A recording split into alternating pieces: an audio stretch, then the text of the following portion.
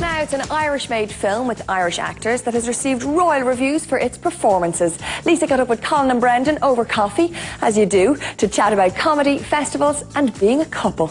It is. Guidebook says it's a must-see. Well, you lot ain't going up there. Pardon me? Why? I mean, it's all windy stairs. I'm not being funny. What exactly are you trying to say? What exactly am I trying to say? These are a bunch of elephants.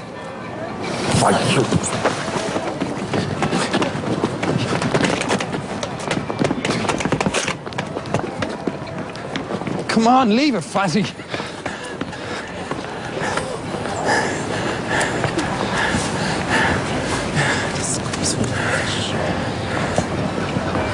You know you're just the rudest man. The rudest man.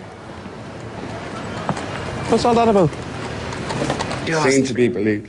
5-year-old. I'll stop you there. Right, how are you? Hello, how are you both? Oh, yeah. It's nice to have you both together in the room at the same time. I don't know whether it's the lights or I'm actually just hot to have you both here. Oh, well, there you go. You're hot anyway, There's yeah. four of them, two of us. Well, first things first, Sundance. I know you're only back, so tell us about that. How was it?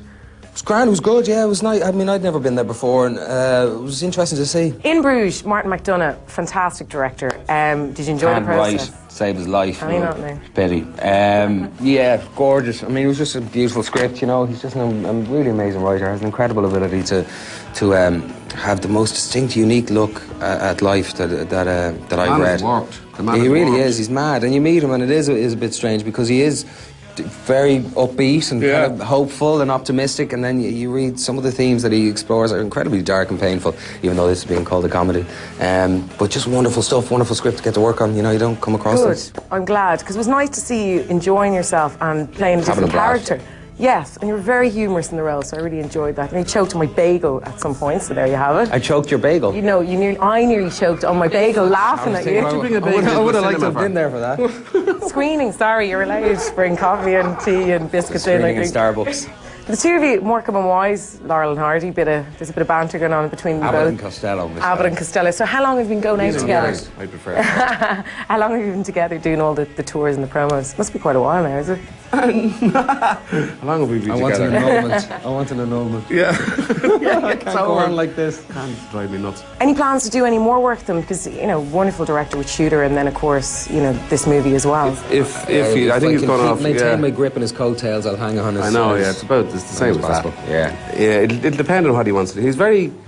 He's kind of clear, isn't he, about in terms of what he wants to do next, and whether he just wants to go to away for a while and then come back to it, and what he'll come back and do. Absolutely. Yeah. So he tends to go off. He'll travel.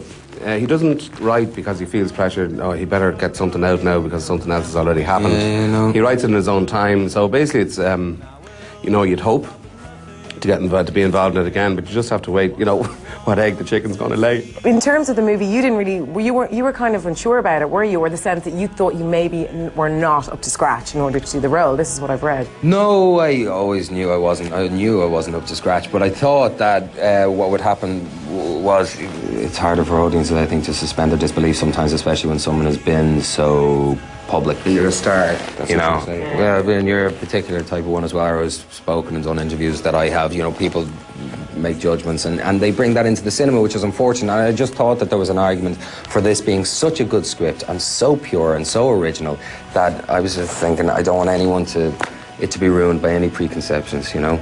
So Martin told me that was hogwash, and he was dead right. And rightly so. Yeah. Very good. Well, it's nice to see the sense of kind of the vulnerability as well. You can't say, we're bravado, I can do this. Right. Where do I sign on the dotted line? So, admirable. Well, listen, guys, thank you very much for your time. Best of luck with the movie. I know it's released here very soon. And listen, best of luck, and we'll catch you soon. Thank you. Cheers.